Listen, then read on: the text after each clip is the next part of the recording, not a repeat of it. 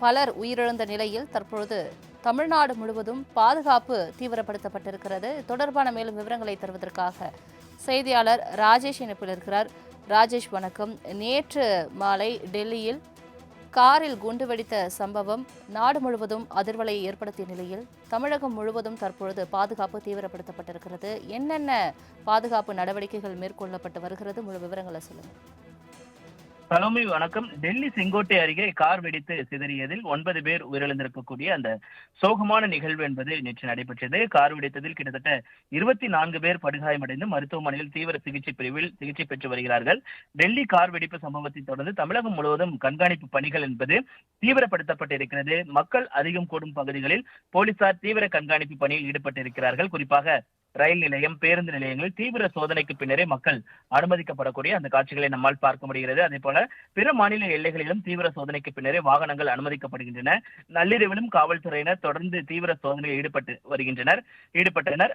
ஆங்காங்கே தடுப்புகள் அமைத்து வாகனங்கள் தீவிர சோதனைக்கு பின்னரே அனுமதிக்கப்பட்டன. கடலோர மாவட்டங்களை பொறுத்தவரைக்கும் காவல்துறையினர் ரோந்து பணியில் தீவிரமாக ஈடுபட்டிருக்கிறார்கள். அந்த எல்லை பகுதிகளில் கண்காணிப்பு பணிகளை தீவிரப்படுத்துமாறு உத்தரவிட்டிருக்கிறார்கள். அதே போல குறிப்பாக நாம் சென்னையை பொறுத்த வரைக்குமே சென்னை சென்ட்ரல் ரயில் நிலையமாக இருக்கட்டும், விமான நிலையம், சென்னையினுடைய முக்கிய சாலைகள் உள்ளிட்ட பல்வேறு பகுதிகளில் போலீசார் பாதுகாப்பை பலப்படுத்தி இருக்கிறார்கள்.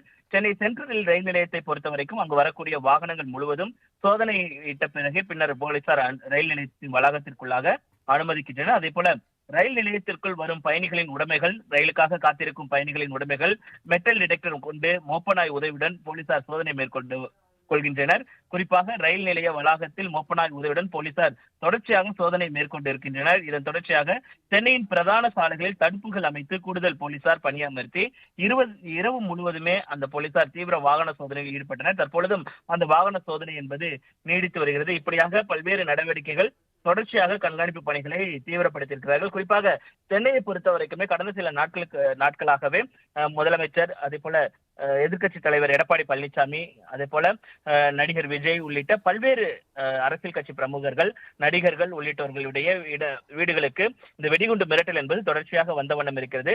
டெல்லி சம்பவத்தை அடுத்து அவர்களுடைய பாதுகாப்பும் அதிகரிக்கப்பட்டிருக்கிறது. குறிப்பாக முதலமைச்சர் வீடு இருக்கக்கூடிய சாலை முழுவதும் பாதுகாப்பு வலயத்திற்குள்ளாக கொண்டு வரப்பட்டிருக்கிறது. தீவிர சோதனைக்கு பின்பே அங்கு அனுமதிக்கப்படுகிறார்கள். அதே போல எடப்பாடி பழனிசாமி அவர்களுடைய இல்லத்திற்கும் பாதுகாப்பு என்பது அதிகரிக்கப்பட்டிருக்கிறது.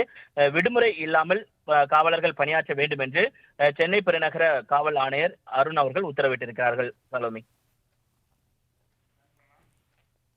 தங்களின் முழு விவரங்களுக்கு நன்றி ராஜேஷ்.